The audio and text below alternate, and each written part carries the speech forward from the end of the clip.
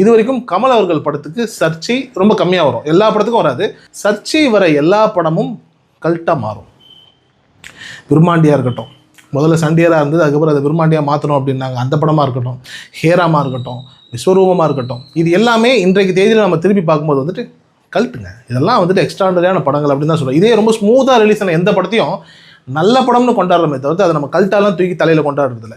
So அப்படி பார்க்கும்போது தக் லைஃப்ங்கிறது உண்மையிலேயே ஒரு கல்ட்டாக மாறுவதற்கான எல்லா விதமான ஒரு சாத்தியங்களும் உண்டு. ஸோ நாம் வந்துட்டு நம்பலாம், இந்த படம் வந்துட்டு நிச்சயமாக ஒரு கல்ட்டாக மாறப்போகுதுங்கிற இந்த ஒரு தைரியத்தையும் நாம் இதிலேருந்து எடுத்துக்கலாம்.